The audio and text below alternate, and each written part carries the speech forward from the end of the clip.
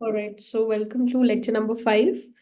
What is going to be the agenda for today's class? We'll continue our discussion on monopoly. So just to give you a little bit of recap of whatever we've done last time. तो क्या किया था हमने last time? So first we've understood what are the possible reasons why we can have a situation of monopoly. That was the first thing that we discussed. And then we discussed general what is it that the monopolist tries to maximize. So he or she is trying to maximize for profit, and the only thing which is different between the monopoly and the perfect competition situation is कि monopolist जैसे ही quantity decide कर लेता है price automatically determine हो जाता है. So basically we don't take prices as given in case of monopoly. ठीक है. तो उस बेसिस पे हमने मार्जिनल रेवेन्यू, मार्जिनल कॉस्ट, ये सारी चीजें देखी. मार्जिनल रेवेन्यू को थोड़ा डिटेल में देखा, उसके डायग्राम्स प्लॉट किए, उसमें पॉजिटिव साइड से क्या इम्पैक्ट होता है वो देखा, नेगेटिव साइड से क्या इम्पैक्ट होता है वो देखा. वो सारी चीजें देखी, मैथमेटिकली कैसे निकालना है वो सब देखा. ठीक है. So that was basically all that we did. And then we also looked at a few important points कि मार्जिनल रेवेन्यू कर्व हमेशा आपके इनवर्स डिमांड कर्व के नीचे रहेगा, एंड जो भी आपका मार्जिनल रेवेन्यू कर्व और जो भी आपका इनवर्स डिमांड कर्व है वो सेम पॉइंट से ओरिजिनेट होते हैं, और इन दोनों चीजों को कैसे शो करना है वो भी हमने देखा था. ठीक है. सो this is what we did in the last class. Today what do we want to do? We want to get into the detail regarding what exactly is the monopolist profit maximization problem and how do we solve it. ठीक है. उसको solve कैसे करते हैं. ठीक है. तो एक एग्जाम्पल के थ्रू ये सारी चीजें देखेंगे. We'll solve the monopolist problem.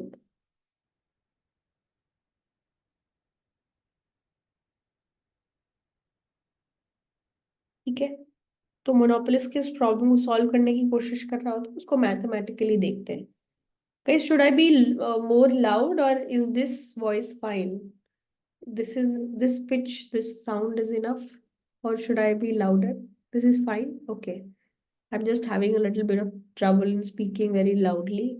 Uh, so if in case it's not audible to you, let me know in the chat. I will try to raise my voice. Okay. Yeah.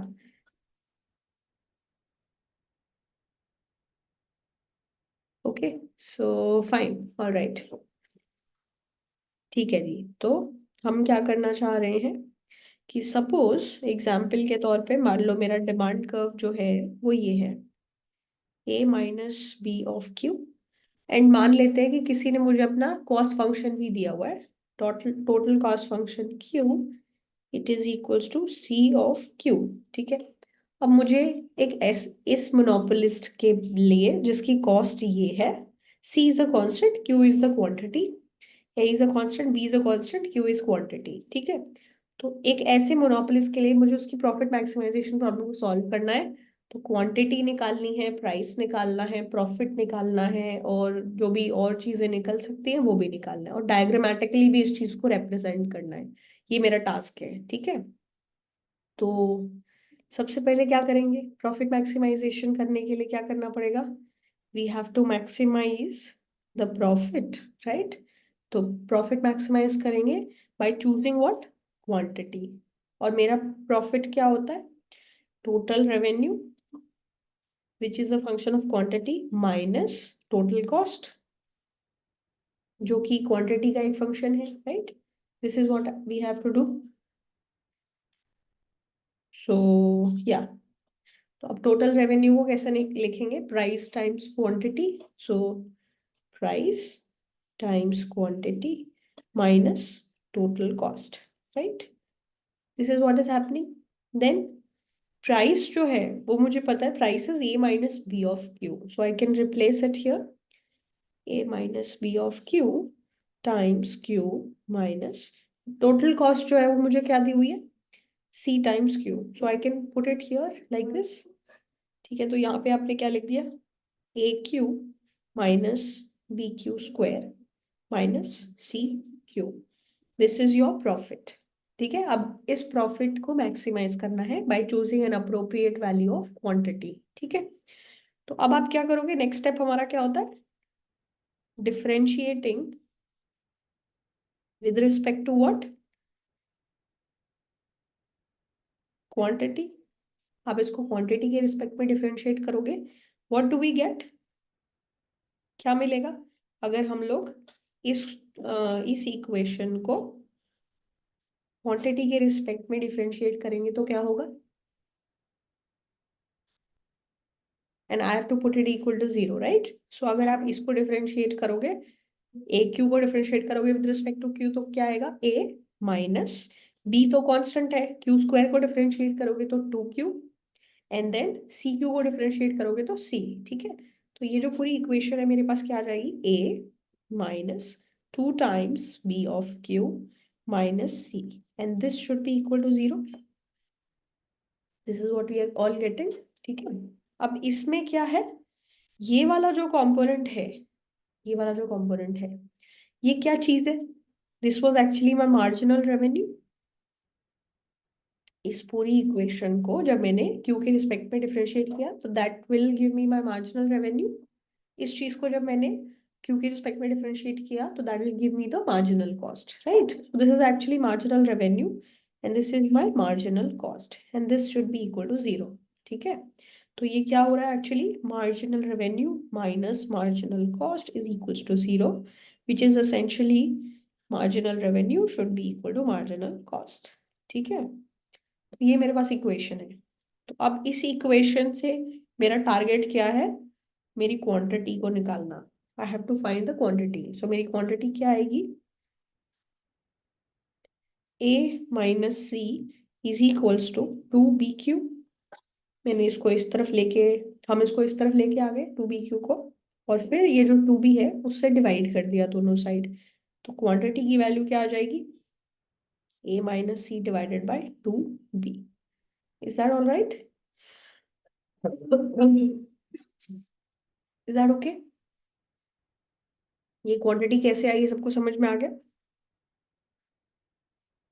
ठीक है, तो इस चीज, ये जो क्वांटिटी है, ये वो क्वांटिटी है जहां पे मोनोपोलिस्ट प्रोडक्शन करेगा। ठीक है, तो इसको हम लोग क्यू एम से रिप्रेजेंट कर देते हैं, क्यू एम। ठीक है, क्यू एम बेसिकली क्या हो गया? The quantity in case of monopoly. This is my quantity in case of monopoly, q m. ठीक है, तो ये अपनी क्यू एम हो गई। ठीक है, अच्छा, तो ये तो फर्स्ट स्टेप, ये पहली चीज है जो आई है। ठीक है, तो मोस्टली जो क्वेश्चंस होंगे उसमें आपको पहले तो क्यू एम निकालना पड़ेगा, तो क्यू एम निकाल दिया। उसके बाद नेक्स्ट चीज, अगर आपके पास क्वांटिटी आ चुकी है तो क्या आप प्राइस निकाल सकते हो? तो अगर मेरे को मोनोपोली प्राइस निकालना पड़ेगा तो मुझे क्या करना पड़ेगा? मैं मोनोपोली प्राइस कैसे निकालूं? The moment I have quantity, can I find the price? If yes, how?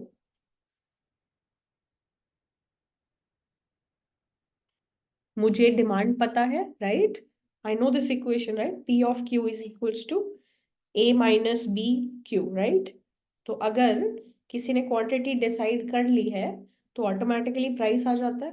तो मुझे अगर मोनोपोली प्राइस निकालना है तो मैंने ये जो क्वांटिटी आई है मेरे पास यहाँ पे, वो मैं यहाँ पे पुट कर दूंगी और उससे मेरा प्राइस आ जाएगा, right? So that's exactly what we are going to do. तो अगर मुझे मोनोपोली प्राइस पी निकालना है तो मैं मोनोपोली क्वांटिटी अगर इसमें पुट कर दूं तो मेरा जो आंसर आएगा वही मेरा क्यू बेसिकली मोनोपोली प्राइस होगा, राइट? तो अब जो आपकी क्यू एम वैल्यू आई है वो आप यहाँ पे पुट कर दो। ठीक है, what do you get? Price q m, जिसको आप p of m monopoly price से भी रिप्रेजेंट कर सकते हो, वो क्या हो जाएगा? ए माइनस बी, और इधर क्यू एम की वैल्यू क्या थी? A minus C divided by 2b। ठीक है, A minus C divided by 2b। ठीक है, फिर कुछ कैंसिल हो सकता है तो कैंसिल कर दो। ठीक है, तो यहाँ पे क्या कैंसिल हो गया? b से p कैंसिल हो गया। ठीक है, मेरे पास यहाँ पे क्या बचा? a माइनस, इधर क्या है? a minus C divided by 2, which is how much? a minus e by 2, minus minus plus c by 2। तो a में से a बाई 2 माइनस किया तो इधर हमारे पास क्या बच गया? a by 2। Plus C/2। सो मेरा मोनोपोली प्राइस जो है वो क्या हो गया, A+C/2। ठीक है, इज दैट ऑल राइट? सो मेरी PM की वैल्यू क्या आ गई, A+C/2। Fine, is that okay? Simply क्या किया, सिर्फ इक्वेशन हमने पुट कर दी जो भी हमारा डिमांड कर्व था उसके अंदर। तो मोस्ट केसेस में ये चीज और ये चीज ये आपको निकालने के लिए बोला जाएगा। तो अभी हमने ये दोनों चीजें निकाल ली, ठीक है।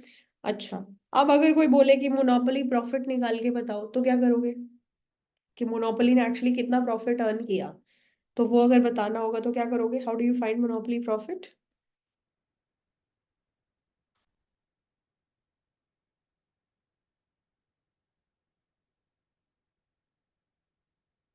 मुझे क्वांटिटी पता चल गई QM, मुझे प्राइस पता चल गया, ठीक है, ये दोनों चीजें तो मुझे पता चली गई। तो मेरा प्रॉफिट जो है वो क्या होता है, price times quantity minus my total cost was CQ। अब Q पता है मुझे, क्वांटिटी मोनोपोली वाला है। तो मैं अगर ये चीज निकाल दूंगी तो मेरा मोनोपोली प्रॉफिट आ जाएगा, राइट? मोनोपोली वाला प्राइस, मोनोपोली वाली क्वांटिटी, उसको दोनों को मल्टीप्लाई करेंगे तो टोटल रेवेन्यू आ जाएगा, और यहां से टोटल कॉस्ट आ जाएगी, राइट? This is fine. अब सिंपली क्या करना है, इसको सिर्फ सब्स्टिट्यूट करना है। तो ठीक है, देखो सब्स्टिट्यूट करोगे तो क्या आएगा, प्राइस जो है वो मेरा क्या है, A+C/2। QM की वैल्यू जो है वो क्या है, A-C/2B माइनस C, और QM की वैल्यू फिर से A-C/2B। अब एक्चुअली आप एक काम ये कर सकते हो कि यहाँ से ना ये वाली क्वांटिटी और ये वाली क्वांटिटी, एक्चुअली QM और QM वो कॉमन ले सकते हो। तो जब आप इसको कॉमन लोगे A-C/2B को, तो हमारे पास क्या हो जाएगा, A+C/2 माइनस C, राइट? ये आ जाएगा। तो अब इसको सॉल्व कर लो, यहाँ पे क्या है ये देखो, A/2 C/2 माइनस C। तो क्या बच जाएगा, C/2 एक क्वांटिटी है और एक क्वांटिटी है -C, तो बचेगा क्या, -C/2। तो एक्चुअली मेरे पास यहाँ पे क्या बच जाएगा, A-C/2, राइट? और इधर क्या है, A-C/2B। ये पूरा एक्सप्रेशन है प्रॉफिट फॉर मोनोपोली का, ठीक है।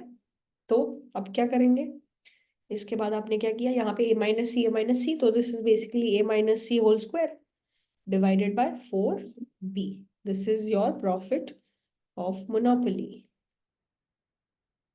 Is that all right? And is this going to be positive? Yes, this is greater than or equal to 0, right? Because this is a square term and B is also positive. B is not negative. Okay, fine. So far so good. Profit कैसे निकाला?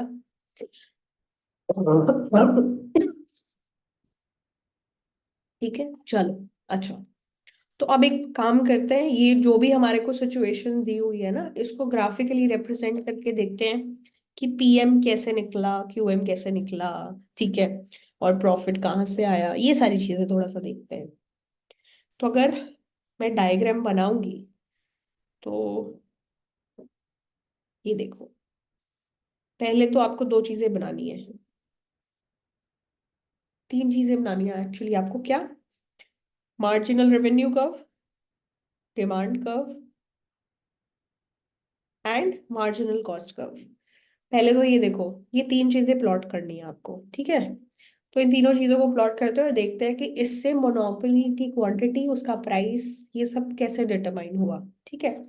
Demand plot करने का मतलब क्या है, कि आपको क्या प्लॉट करना है, P(Q) is equals to A-B(Q).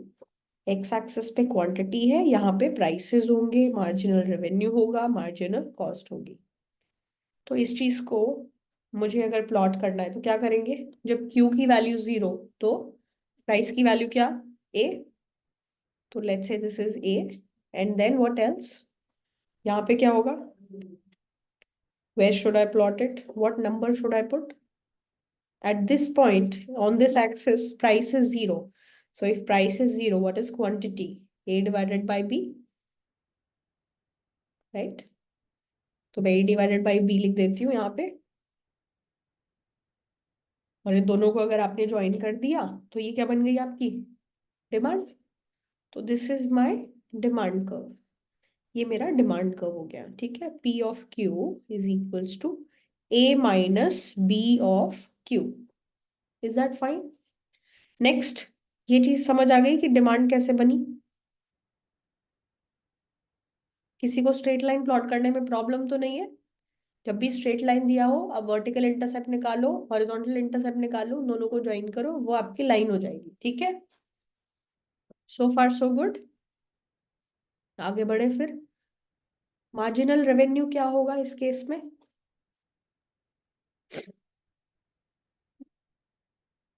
Tell me what is the expression for marginal revenue. Total revenue क्या होगा? Price times quantity. प्राइस क्या होता है? A minus B q times quantity. तो टोटल रेवेन्यू क्या है? A q minus B q square. तो marginal revenue क्या होगा? A minus two b q. Perfect. तो अब आपको एक्चुअली क्या प्लॉट करना है? A minus two b q, ठीक है। ये हमें प्लॉट करना है। तो अगर आप इसको प्लॉट करोगे तो क्या होगा बताओ फिर। अब यहाँ पे जब क्वांटिटी की वैल्यू जीरो है तो मार्जिनल रेवेन्यू कितना? A। तो they are all both starting from the same point. And what is this intercept? When marginal revenue is zero, quantity is A divided by 2B, and A divided by 2B is going to be lesser than A divided by B। तो एक point तो ये हो गया हमारे पास, और एक point somewhere here A divided by 2B। Okay, इन दोनों को जब आपने ज्वाइन किया तो ये क्या हो गई? ये क्या हो गई हमारी marginal revenue curve, right. This is my marginal revenue, ठीक है। तो मैंने मार्जिनल रेवेन्यू भी बना दिया। मेरा मार्जिनल कॉस्ट क्या होगा? What should be my marginal cost? अगर मेरा टोटल कॉस्ट क्या था? C q. टोटल कॉस्ट था C टाइम्स क्यू। तो मेरा मार्जिनल कॉस्ट क्या होगा? Okay, my minus, it's C, correct? But why are you writing minus? Total cost is CQ. I just have to differentiate it with respect to Q. Yes, positive होगा, है ना? Same as demand. Marginal cost is same as demand. Why?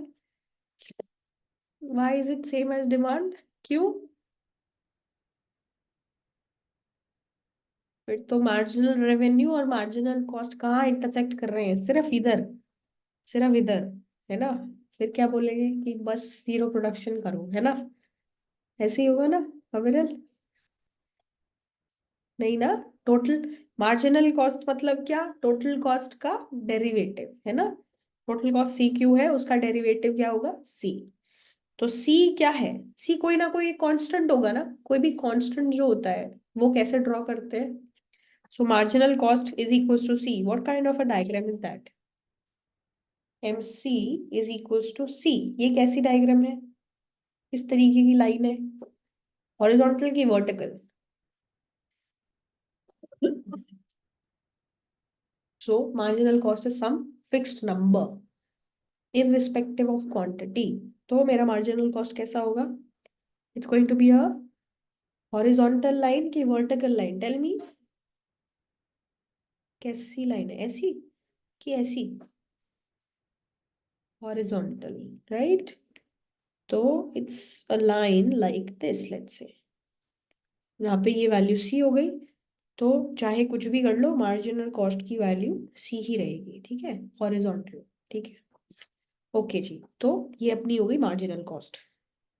हमें पता है कि हमारी condition of profit maximisation कहाँ से आती है? जहां पे मार्जिनल रेवेन्यू और मार्जिनल कॉस्ट इंटरसेक्ट करें, मतलब दोनों इक्वल हो, वहां पे हम क्वांटिटी वो क्वांटिटी सप्लाई करते हैं, राइट। तो हमारी क्वांटिटी जो मोनोपोली प्रोड्यूस करेगा वो कैसे आएगी? मार्जिनल रेवेन्यू और मार्जिनल कॉस्ट के इंटरसेक्शन से।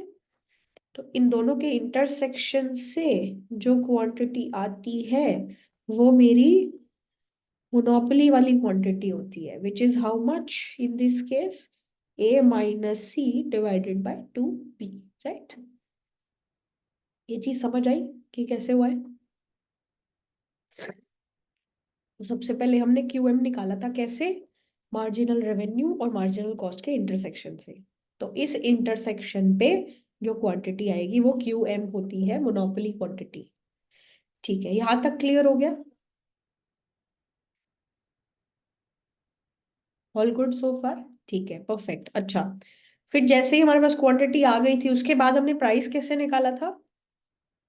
कि जैसे ही क्वांटिटी फिक्स कर लो उसके बाद प्राइस ऑटोमेटिकली डिमांड कर्व से डिटरमाइन हो जाता है। तो अगर मेरी क्वांटिटी ये फिक्स हो चुकी है तो मेरा प्राइस कैसे पता चलेगा? इस कर्व से, राइट? कि अगर क्वांटिटी ये है तो प्राइस क्या होगा ये, अगर क्वांटिटी ये होती है तो प्राइस क्या होता है ये, अगर क्वांटिटी ये हो तो प्राइस क्या होता है ये। तो इसका मतलब इस क्वांटिटी के कॉरस्पॉन्डिंग प्राइस क्या होगा? ये वाला, है ना? तो ये जो क्वांटिटी के कॉरस्पॉन्डिंग प्राइस आएगा, ये वाला जो भी यहाँ पे इंटरसेक्शन हो रहा है, ये मेरा मोनोपोली प्राइस है, PM, which is how much? A+C divided by 2, right?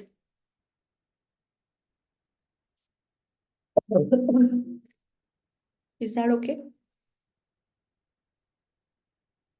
यहाँ तक कोई प्रॉब्लम?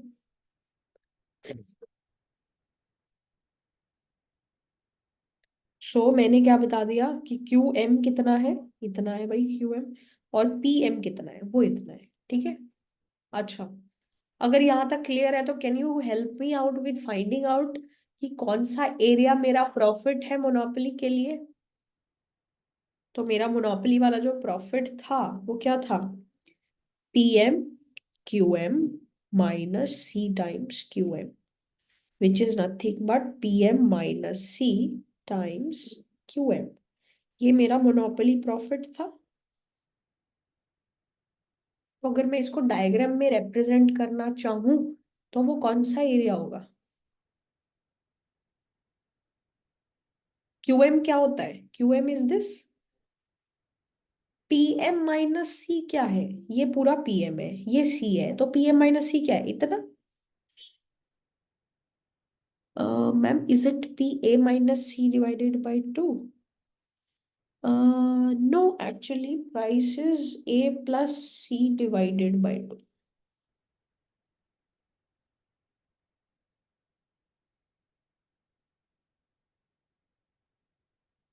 Like this.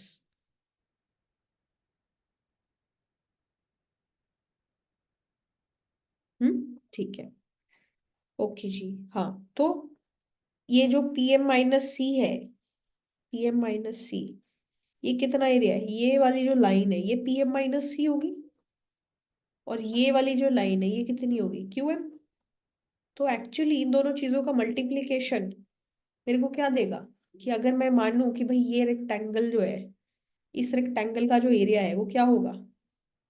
ये जो रेक्टेंगल है ना, इसका एरिया क्या होगा? रेक्टेंगल का एरिया क्या होता है? लेंथ, लेंथ इनटू ब्रेथ या लेंथ इनटू हाइट, जो भी आप बोलना चाहो। ये चीज कितनी है? What is this? QM। And what is this? PM-C, right? तो इन दोनों का प्रोडक्ट ही मेरा प्रॉफिट है, राइट? तो मेरा यहाँ पे प्रॉफिट क्या हो गया? ये blue area, this is my profit. Okay, good so far? कोई प्रॉब्लम यहाँ तक? ठीक है, चले आगे। तो ये हो गया अपना प्रॉफिट। अच्छा, अगर इसमें कोई प्रॉब्लम नहीं है तो अब अगली चीज में चलते हैं। चले सबको? कोई प्रॉब्लम? अदिति, अंजलि, अविरल, मोहक, निष्ठा, Shubhdeep is fine, Suraj, Yashvi. Okay, good, perfect. चलो, ठीक है। तो अच्छा, अब नेक्स्ट चीज पे आते हैं, कंज्यूमर सरप्लस।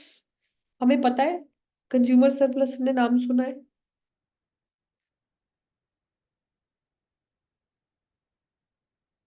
कंज्यूमर सरप्लस जो है वो बेसिकली क्या होता है कि जो मेरे कंज्यूमर्स हैं उनको ओवरऑल कितना बेनिफिट मिल रहा है। तो ये जो डिमांड कर्व है ये मेरे को क्या बताता है, अलग अलग कंज्यूमर्स की, एवरी एडिशनल कंज्यूमर की विलिंगनेस टू पे। तो उनकी विलिंगनेस टू पे ये है और वो पे इतना कर रहे हैं, तो इनके बीच में जो गैप होता है वो कंज्यूमर सरप्लस है। तो जितने भी लोगों को आपने सप्लाई किया उनके बीच में जितना भी टोटल सम ऑफ वेलफेयर हुआ उसको अगर आप ऐड कर दोगे तो ये आपका कंज्यूमर सरप्लस बन जाता है, राइट। तो कंज्यूमर सरप्लस बेसिकली अगर हमें निकालना होता है तो हमें क्या बोला जाता है?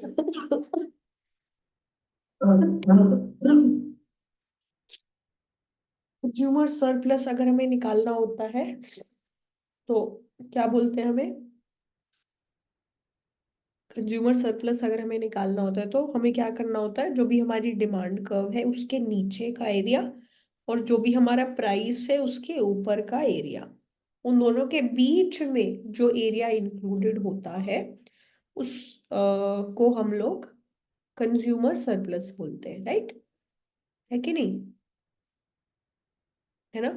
तो अगर मुझे इस केस में कंज्यूमर सरप्लस निकालना पड़ेगा तो वो एक्चुअली कौन सा एरिया होगा, ये मेरा डिमांड कर्व है और ये मेरी जो है प्राइस है।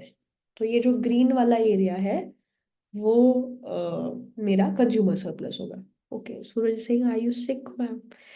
Little bit, but it's fine, I will manage. ठीक है, थैंक यू फॉर आस्किंग। हाँ, तो ये ग्रीन वाला एरिया है मेरा, ठीक है, जो कंज्यूमर सरप्लस है।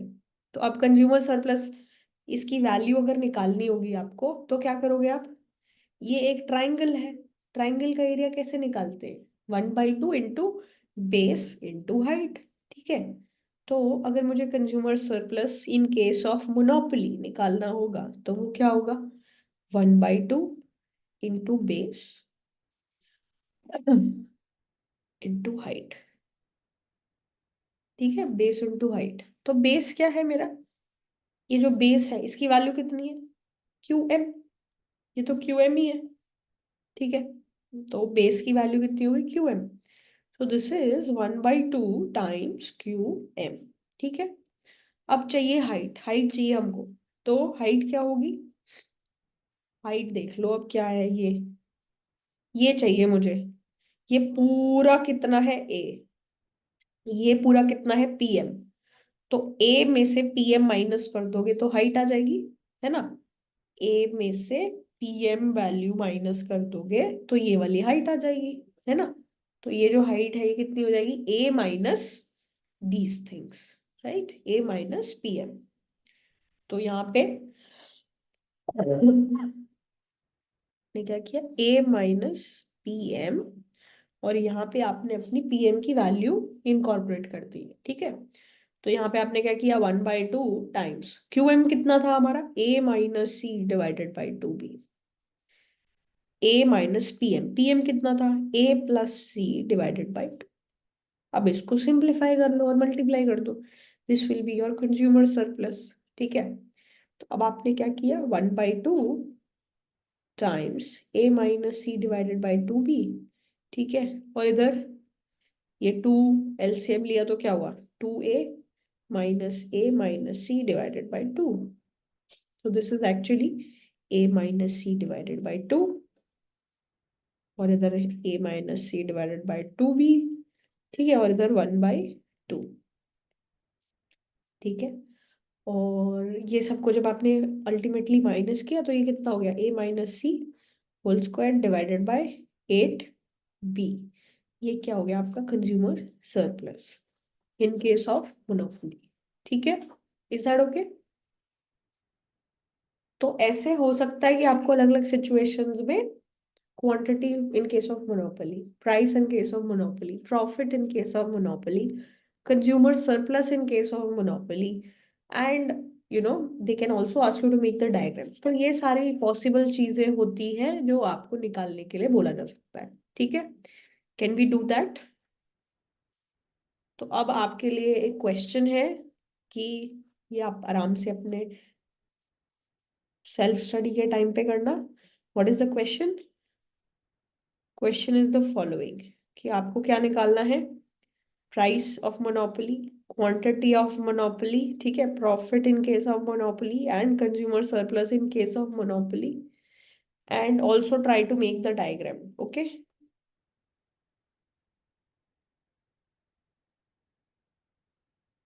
ठीक है।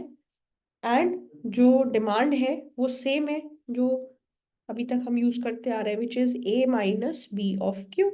और हमारी जो टोटल कॉस्ट है वो क्या हो गई, C of Q plus alpha times Q square. So actually क्या डिफरेंस आया है?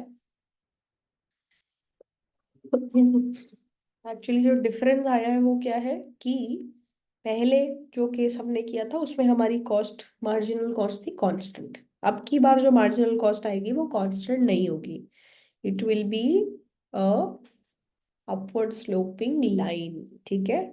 तो इस केस में तो आपकी मार्जिनल कॉस्ट ऐसी थी, अब जो अभी एग्जाम्पल दिया हुआ है जो क्वेश्चन करना है आपको, उसमें मार्जिनल कॉस्ट अपवर्ड स्लोपिंग होगी, ठीक है। तो उस चीज को ध्यान रखना। तो with this cost and with this prices, please find the price in case of monopoly, quantity, profit, consumer surplus, and also try to make the diagram that we've just made. Okay? Can you try that? Try करेंगे उसको, ठीक है? Perfect. चलो. So this is your homework. Do this. Perfect. Let's move on to the next things now. अच्छा, अब थोड़ी सी आगे की चीजों पे देखते हैं। कुछ कुछ कॉमन चीजें हैं जो जब भी हम लोग मोनोपोली के बारे में पढ़ाई करते हैं या मोनोपोली के बारे में सोचते हैं तो हमें कुछ मिसकंसेप्शंस होंगे, ठीक है। जैसे, क्या आप में से बहुत सारे लोगों को ऐसा लगता है कि जब भी आप मोनोपोली के बारे में, जब भी कोई बोलता है कि सो एंड सो फर्म की मोनोपोली बन जाएगी, तो हमें ऐसा लगता है कि वो अब हमसे अनाप शनाप पैसे चार्ज करना शुरू कर देंगे, राइट? ये कॉमन है thinking. Even after I am teaching economics, I have studied economics, I still feel कि if there is uh, some talk of some firm being a monopoly, I start automatically start thinking कि अच्छा अब वो मनचाहे पैसे मांगेंगे हमसे। आपके भी दिमाग में ऐसा आता है? हाँ, you also feel the same, हाँ। तो मतलब ये बड़ा कॉमन मिसकंसेप्शन है, और ये मिसकंसेप्शन क्यों है? ये मिसकंसेप्शन इसलिए है, देखो कॉमन लॉजिक से सोचो। हमने कि वो लोग एक तरह से राज करेंगे, exactly this is exactly the feeling that we get, कि हम लोग इतने डिपेंडेंट हो गए हैं इन लोगों पे कि अब धीरे धीरे ये लोग बहुत प्राइसेस चार्ज करने लग जाएंगे और धीरे धीरे पैसे बहुत बढ़ा देंगे, राइट? तो या this is a common thing which comes in our mind, but it is not entirely true, ठीक है। इसकी दूसरी साइड भी है जो हमें सोचनी चाहिए। तो ऐसे ही क्या क्या और मिसकंसेप्शंस हैं हमारे दिमाग में, उसके बारे में थोड़ी सी बात करेंगे, और वो क्यों ट्रू नहीं है उस पे भी बात करेंगे, ठीक है।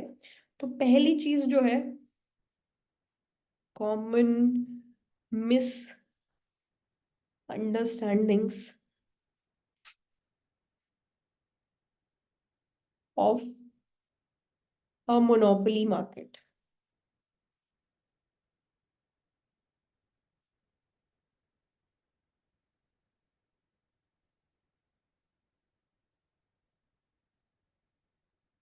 ठीक है, पहली मिसअंडरस्टैंडिंग जो हमने अभी अभी बात करी वो क्या थी कि people think that they are going to charge very infinitely high price, but the thing that is actually true is there are no infinitely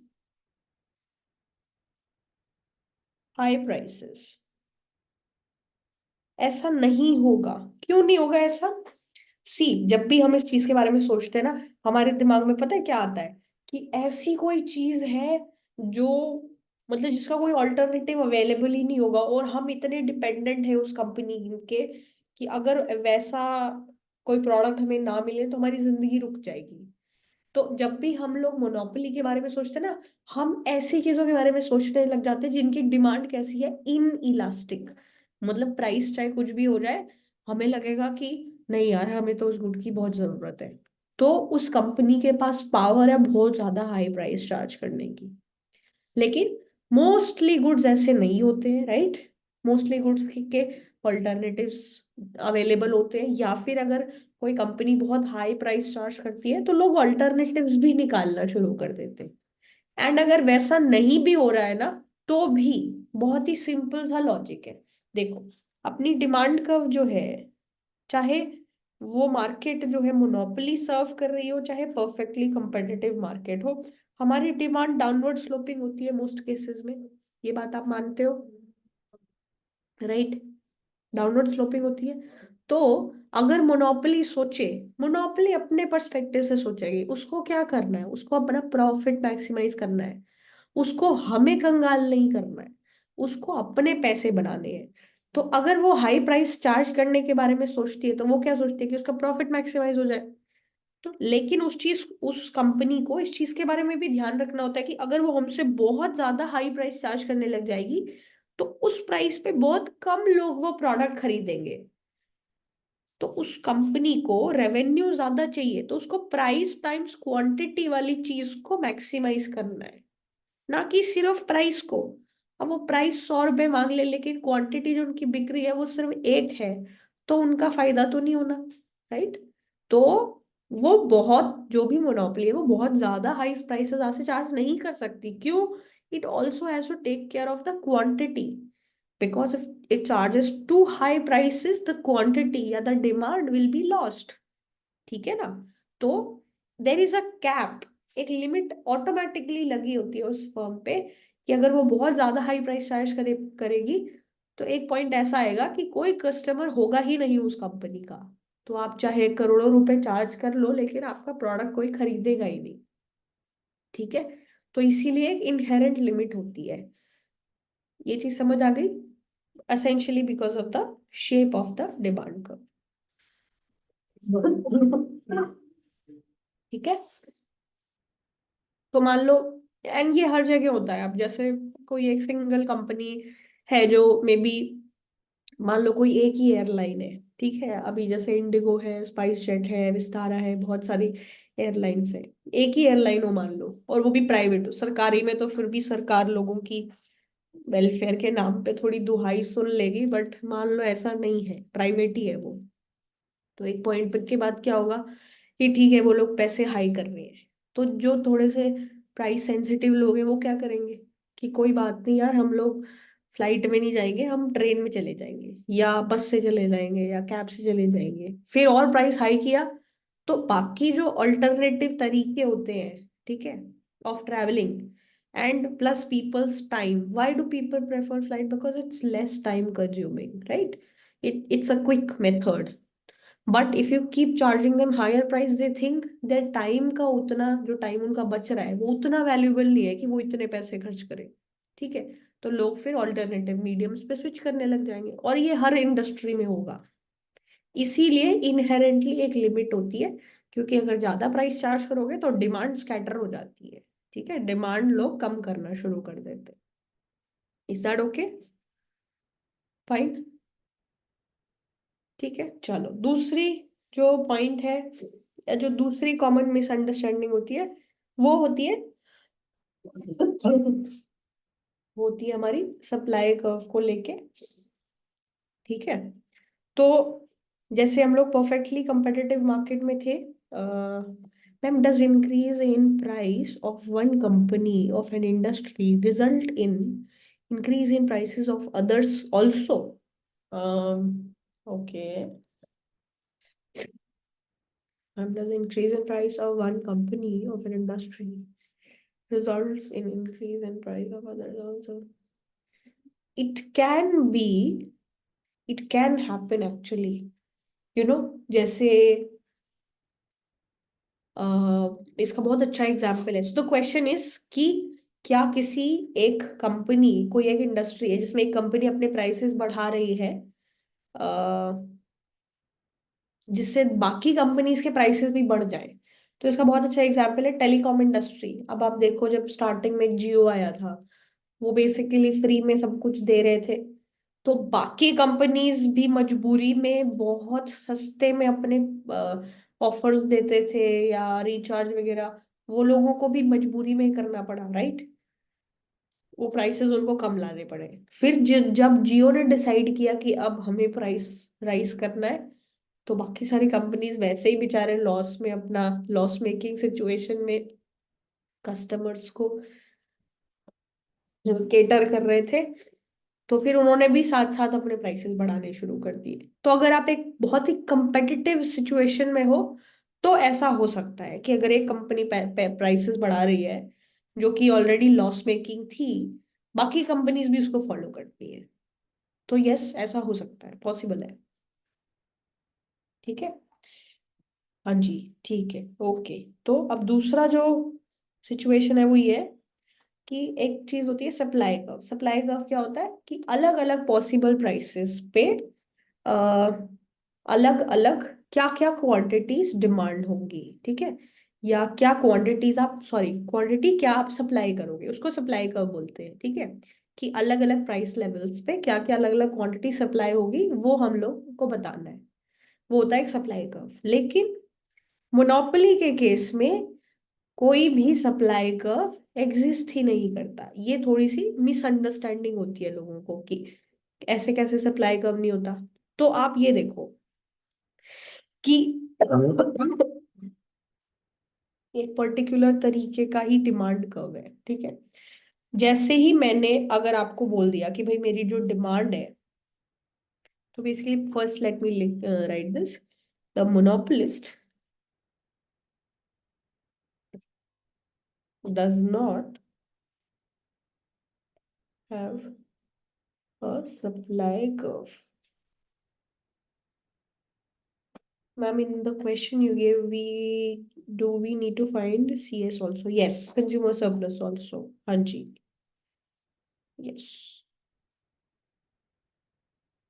ठीक है, तो मोनोपोलिस्ट जो है उसका कोई सप्लाई कर्व नहीं होता। ठीक है, अब हम लोग इस चीज पे थोड़ा सा बात करते हैं।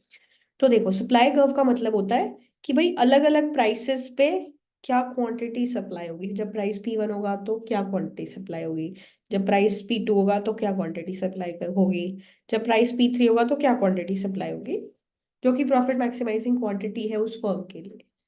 तो इस तरीके से सप्लाई कर्व को समझा जाता है। अब आप ये सोचो कि मोनोपोली के केस में क्या होता है।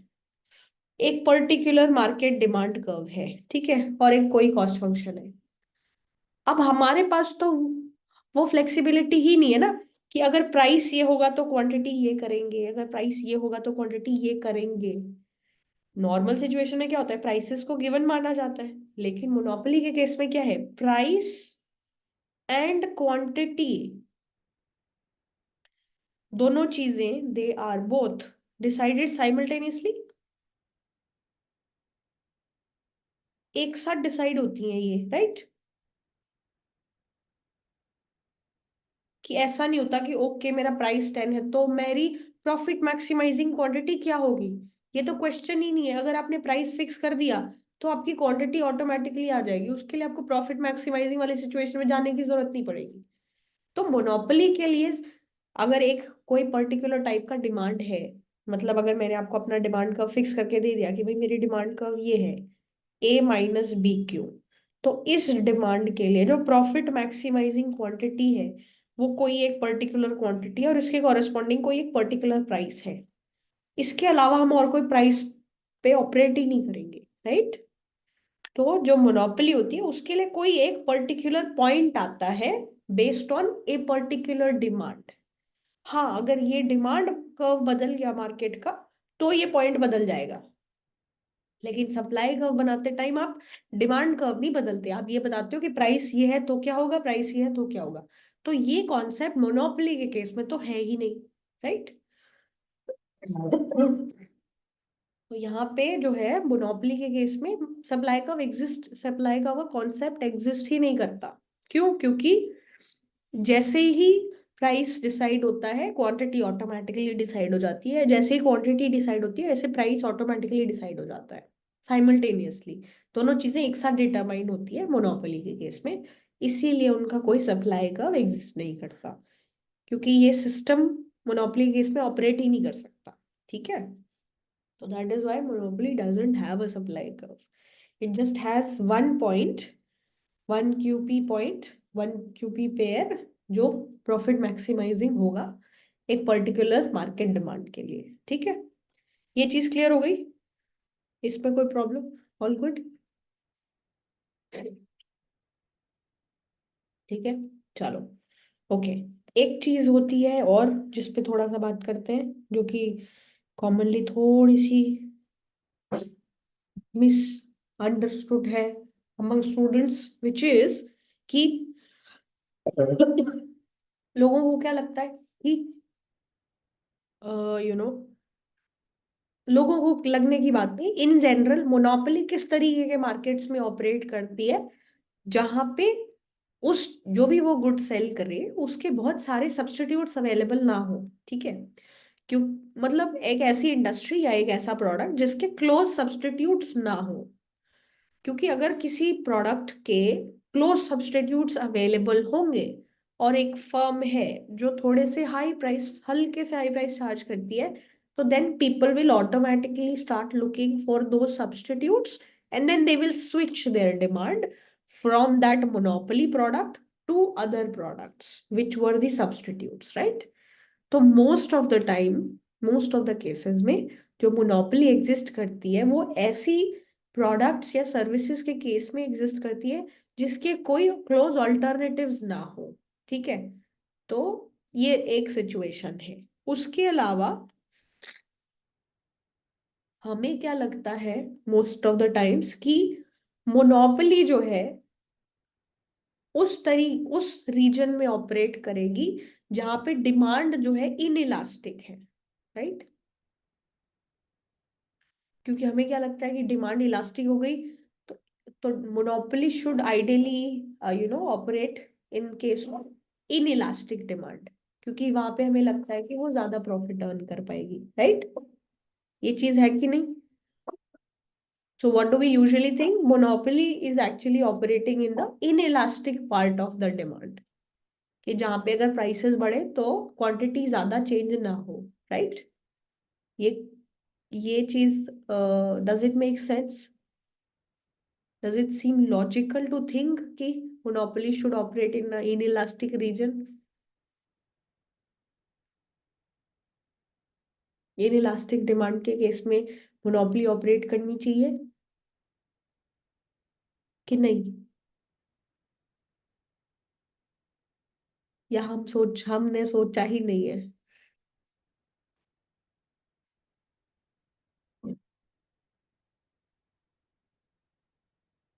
चलो, तो most of the times it's very common to think कि ओके, मान लो एक ऐसा लाइफ थ्रेटनिंग डिजीज है, उसके लिए किसी कंपनी ने कोई ड्रग निकाला। ठीक है, मान लो कोई भी डिजीज होगी जो थोड़ी रेयर डिजीज है, जिसके लिए कॉमनली मेडिसिन अवेलेबल नहीं है। ठीक है, तो वो एक इनइलास्टिक सिचुएशन हो गई ना, कि उसके डिमांड, जितने लोग हैं वो तो डिमांड करेंगे ही, चाहे वो प्राइस कितना भी चार्ज कर ले।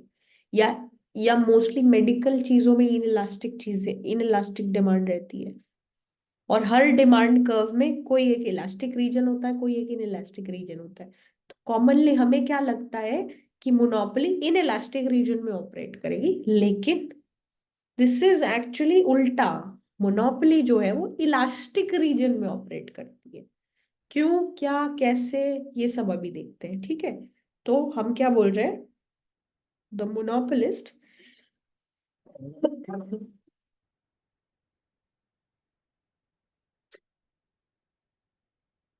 reduces in the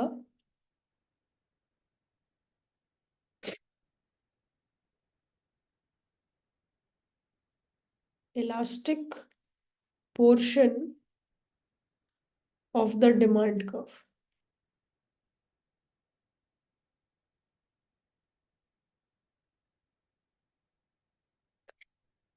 मतलब हम लोग क्या कह रहे हैं कि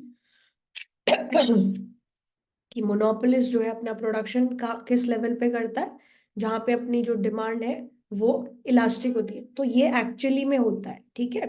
लेकिन हमें क्या लगता है, मतलब अगर हम अपनी कॉमन सेंस लगाएं या लॉजिकली देखें या नेचुरली हमें क्या फील होता है, तो उससे हमें ऐसा लगता है कि मोनोपोली शायद इन इलास्टिक डिमांड वाले रीजन में ऑपरेट कर रहा होगा। ठीक है, अच्छा, तो क्यों लगता है हमें ऐसा, ये देखते हैं। देखो, पहले तो इलास्टिसिटी के बारे में बात करते हैं।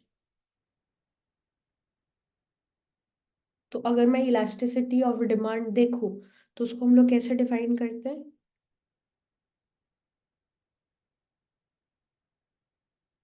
Percentage change in quantity divided by percentage change in price, right. तो इलास्टिसिटी क्या बताती है मेरे को, कि अगर मेरे प्राइस में 1% चेंज आया है तो मेरी क्वांटिटी कितने परसेंट से चेंज हुई, राइट। यही मतलब होता है इलास्टिसिटी का।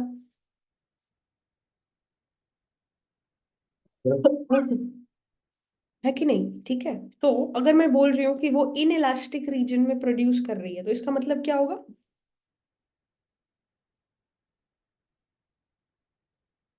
इन इलास्टिक का क्या मतलब होगा? कि भाई मेरा जो मैग्नीट्यूड ऑफ इलास्टिसिटी है वो लेस देन 1 होगा, है कि नहीं? राइट। ये इतना हम समझते हैं। और अगर मैं बोलूँ कि इलास्टिक रीजन जो है डिमांड कर्व का, वो कैसा रीजन है जहां पे ये जो मैग्नीट्यूड ऑफ इलास्टिसिटी है वो ग्रेटर देन 1 होना चाहिए, राइट। तो यहाँ पे इस चीज का मतलब क्या है, कि अगर मेरा प्राइस 1% से इंक्रीज होता है तो मेरी क्वांटिटी, सपोज मैं सोच रही हूँ कि मेरे को प्राइस 1% इंक्रीज करना है, तो मेरी क्वांटिटी 1% से फॉल करेगी या उससे कम फॉल करेगी?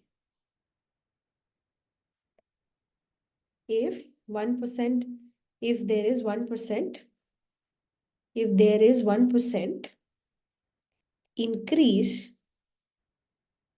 in price, right, the quantity will decrease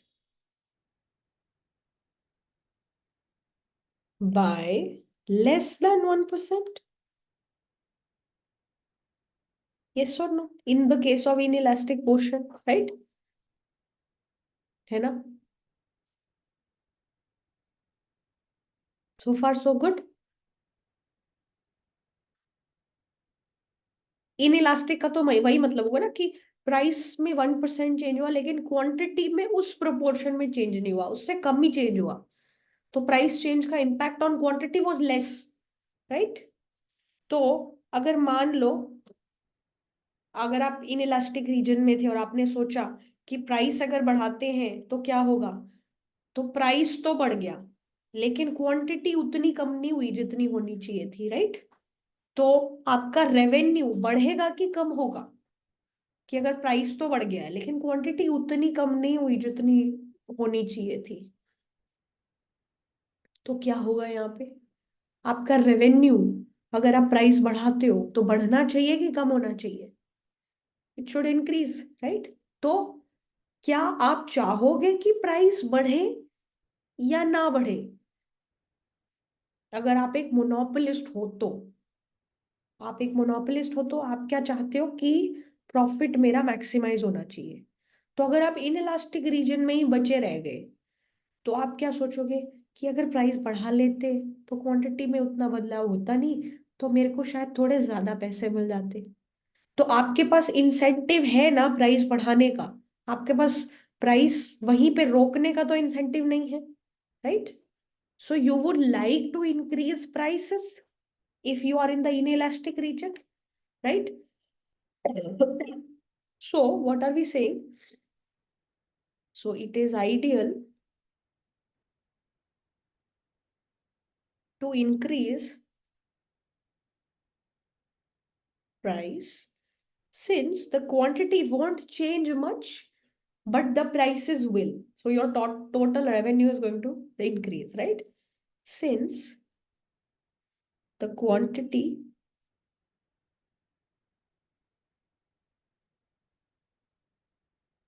won't fall too much and prices will rise, है कि नहीं? ठीक है, प्राइसेस तो राइज करेंगे। तो आपके पास एज अ मोनोपोलिस्ट क्या इंसेंटिव है, किस चीज का इंसेंटिव है?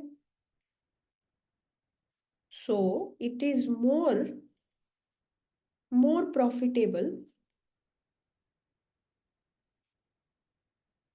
To increase the price.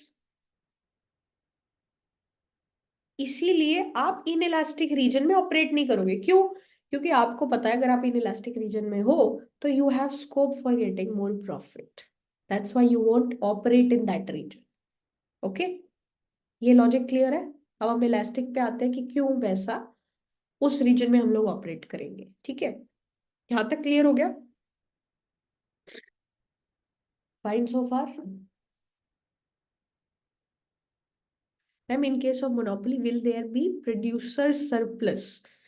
तो यहाँ पे प्रोड्यूसर सरप्लस का लॉजिक क्या रहता है कि आपने अपनी जो मार्जिनल कॉस्ट है उसके ऊपर कितना वो अर्न कर लिया प्रॉफिट। मतलब basically it's basically your difference between marginal cost which was your cost of production and your prices. So actually in this case जो भी आपका प्रॉफिट हुआ वही आपका प्रोड्यूसर सरप्लस हो गया।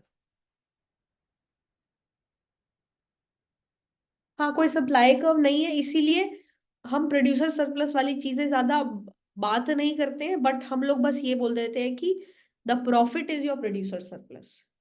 कि ये इस प्रोडक्ट को बनाने की कॉस्ट इतनी थी, आपने इतना प्राइस मिल गया, और ये जितनी जितनी अलग अलग क्वांटिटीज के लिए आपको इतना मिला वहां तक आपने इस पूरे एरिया को कैलकुलेट कर लिया, वो आपका प्रोड्यूसर सरप्लस हो गया।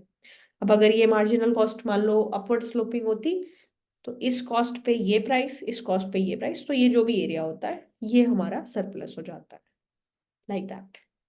ठीक है, हाँ, ओके। तो हाँ जी, तो अब ये तो हो गया कि ठीक है, इन इलास्टिक रीजन में इन इलास्टिक रीजन में ऑपरेट क्यों नहीं करेंगे। तो फिर अब ये देखते हैं कि इलास्टिक में क्यों ऑपरेट करेंगे। इलास्टिक जो रीजन है उसका मतलब क्या होता है कि ये इलास्टिसिटी ग्रेटर देन 1 है। इसका मतलब क्या है कि if there is 1% increase in price, the quantity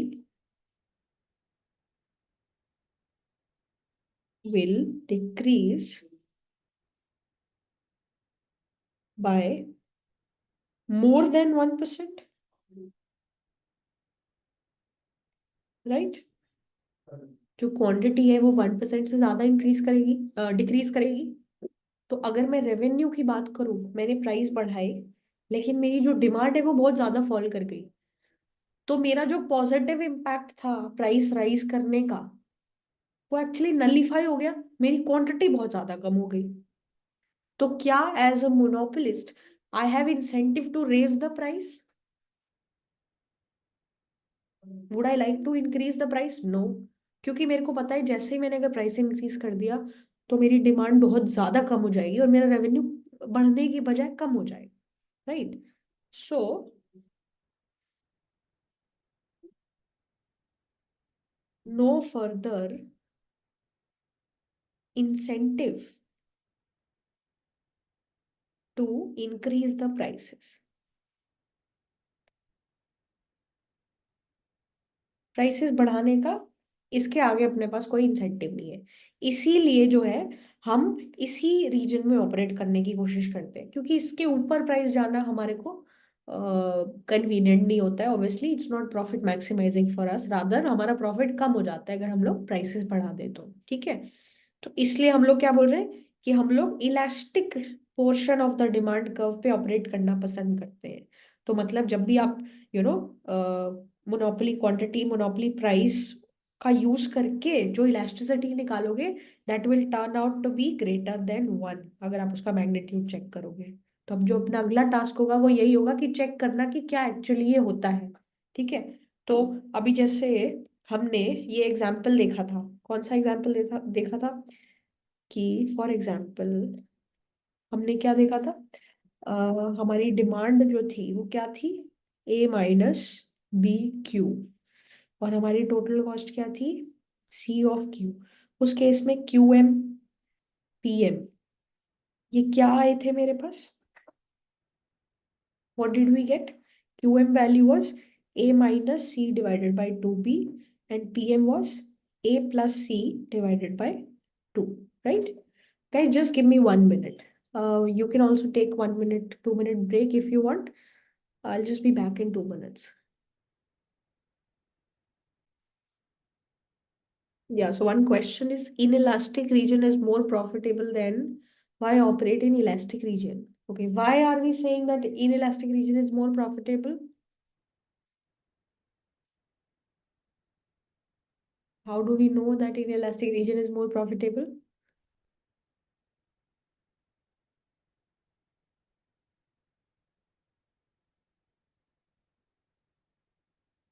देखो, दो चीजें होती है। क्या चीजें होती है? एक होता है गुड, ठीक है। गुड इनहेरेंटली इलास्टिक गुड हो सकता है, जिसकी डिमांड इलास्टिक है, और इनइलास्टिक हो सकता है। ये अलग चीज होती है, ठीक है। जैसे कुछ लाइफ थ्रेटनिंग अगर डिजीज है, अ, तो उस केस में जो डिमांड होती है उस गुड की वो इनइलास्टिक होती है। और कुछ ऐसा गुड है, मतलब जैसे मान लो कोल्ड ड्रिंक हो गई कोई, हजारों लाखों कोल्ड ड्रिंक है, तो बेसिकली इलास्टिक डिमांड है, बहुत सारे ऑल्टरनेटिव्स हैं लोगों के पास। एक चीज ये हो गई। दूसरी चीज क्या होती है, कोई भी गुड हो चाहे वो इलास्टिक हो या इनइलास्टिक हो, फॉर दैट गुड जब आप डिमांड को देखते हो तो उसमें एक इलास्टिक रीजन होता है और एक इनइलास्टिक रीजन होता है। हम वो इलास्टिक और इनइलास्टिक रीजन की बात कर रहे हैं, ना कि इस कैटेगराइजेशन की। इस कैटेगराइजेशन की बात नहीं कर रहे हैं हम लोग। हम कोई भी एक गुड जो इनहेरेंटली कितना भी इलास्टिक या इनइलास्टिक हो, उस केस में इन इलास्टिक रीजन में ऑपरेट करेंगे कि इन इलास्टिक रीजन में ऑपरेट करेंगे, उसके बारे में बात कर रहे हैं, ठीक है।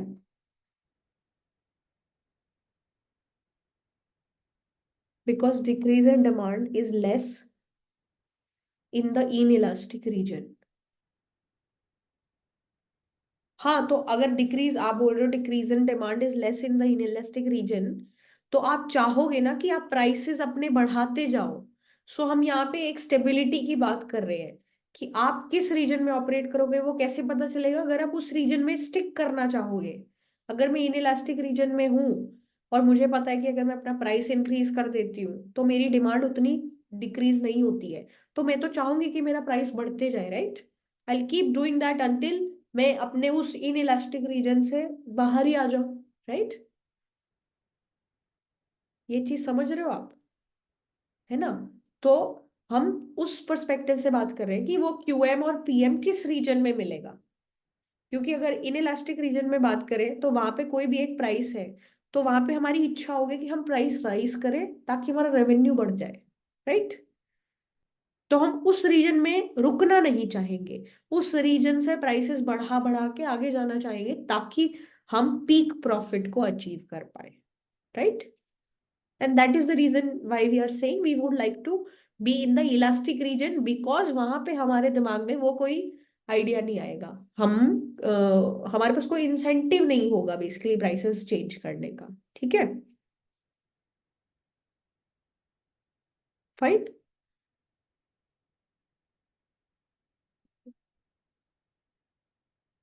So we are talking elasticity within demand of a good. Yes, exactly. So we are not talking about elastic goods and inelastic goods. No. For a good which can be whatever percentage elastic, inelastic by nature, उस good में inelastic region, inelastic region, तो उसमें हम बोल रहे हैं कि हम उसके इलास्टिक रीजन में ऑपरेट करना पसंद करेंगे, ठीक है। Is that okay? या, परफेक्ट, वेरी नाइस। सो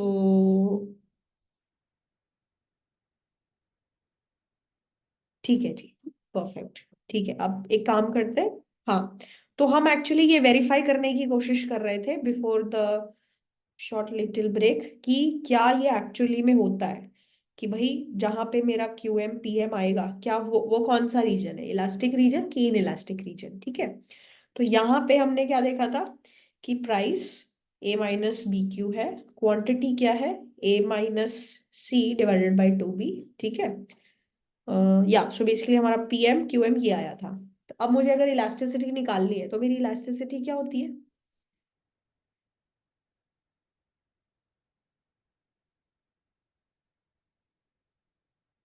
क्या होती है मेरी elasticity, partial derivative of what, Q with respect to P times P divided by Q. इसका मैंने मैग्नीट्यूड देखना है, यस और नो। या अगर आप पार्शियल डेरिवेटिव नहीं लिखना चाहते तो आप टोटल डेरिवेटिव भी लिख सकते हो, D Q by D P times P divided by Q. ऐसे ही इलास्टिसिटी निकलेगी, राइट, यस और नो। ठीक है, तो अब मुझे क्या करना है, मुझे D Q by D P निकालना है, ठीक है। तो D Q by D P, तो ये पी है, ये क्यू है, मुझे D Q by D P निकालना है, राइट। तो अब आपको क्या कर सकते हो, क्यू को पी के टर्म्स में लिख सकते हो, राइट। तो यहाँ पे हमने क्या किया, P is equals to A minus B Q, तो क्यू की वैल्यू क्या आ जाएगी, P minus A is equals to minus B Q, और a minus P divided by B is equals to Q, right. और जब आप D Q by D P निकालोगे तो वो कितना आ जाएगा, minus one by B, right. This is what you gate,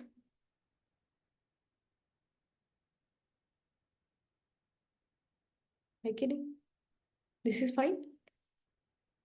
D Q by D P क्या आया वो पता चल गया हमें, ठीक है, ये माइनस वन बाई बी आया, right. Are we fine with this, है ना। अच्छा, और पी एम और क्यू एम क्या है, वो तो हमने निकाल ही लिया था। तो अब देखो फिर इसको, ये जो है,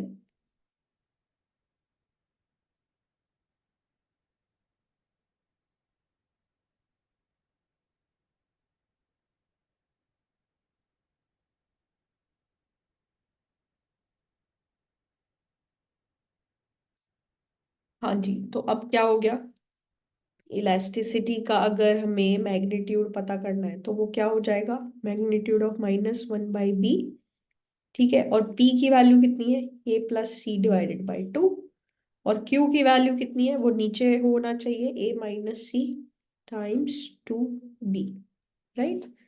तो ये मैग्नीट्यूड क्या हो जाएगा, ये बी से बी कैंसिल और टू से टू कैंसिल, तो हमारे पास क्या बच गया, A plus C divided by A minus सी, और यहाँ पे बाहर माइनस है और इसका magnitude, right,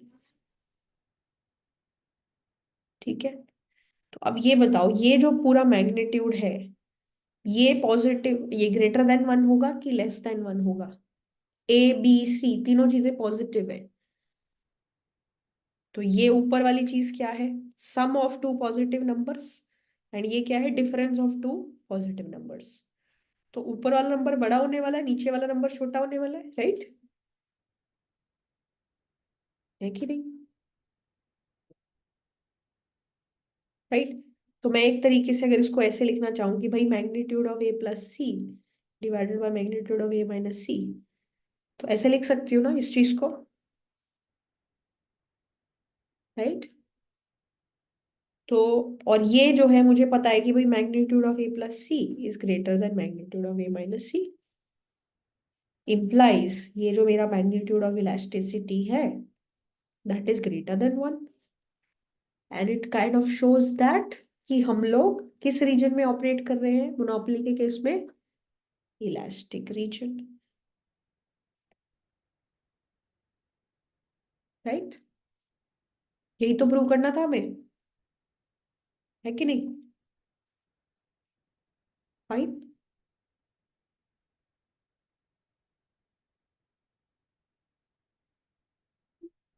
okay, all good, ठीक है। तो अब आपका एक होमवर्क है कि आपको ये इलास्टिसिटी चेक करके बतानी है कि इलास्टिसिटी कितनी आएगी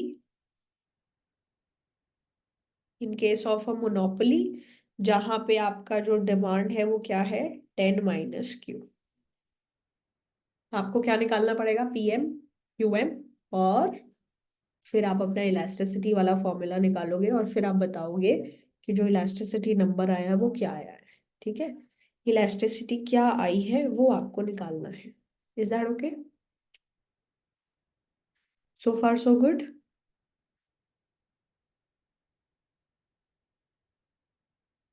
total cost, yes, total cost जो है सी की वैल्यू मुझे चाहिए होगी। तो जस्ट अ सेकेंड, इस केस में मैं टोटल कॉस्ट क्या यूज करूं?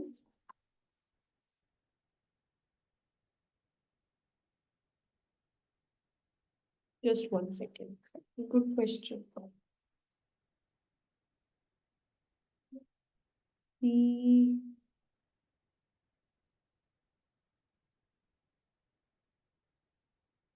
Example 10.3, which is,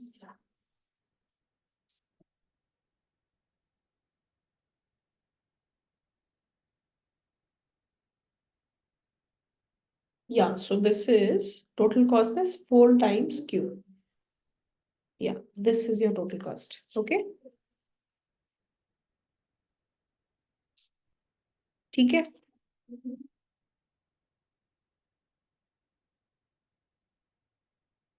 Fine, okay. So, guys, we'll stop here for today.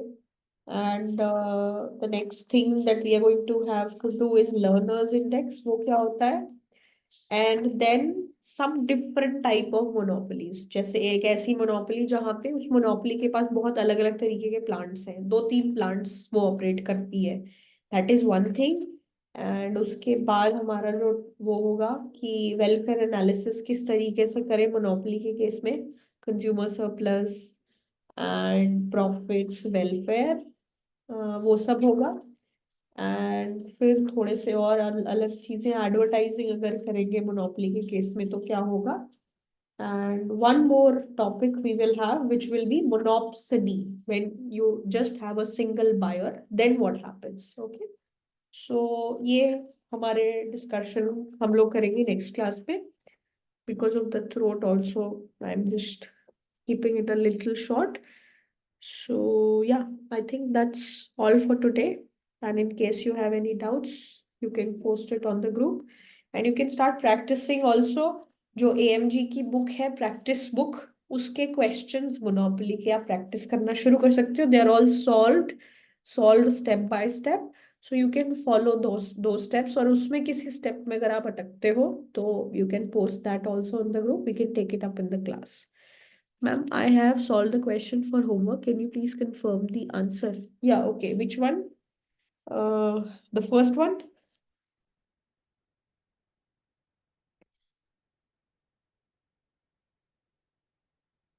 Yeah, just a second. Where is the question? This one. Yeah, so actually this is a self-assessment problem. And इसका भी solution है solution book में. So this is actually self assessment 10.2। Okay, तो AMG की जो practice book है उसमें self assessment 10.2 आप एक बार चेक कर लेना, ठीक है? तो वहां पे सारे आंसर्स मिल जाएंगे आपको। Okay, okay, have you share the solution? Yes, we have you can check the group का description, and in case the access is not available to you, you can ask for the access request as well. Okay, okay, thank you guys, thank you, take care, bye bye. Yeah.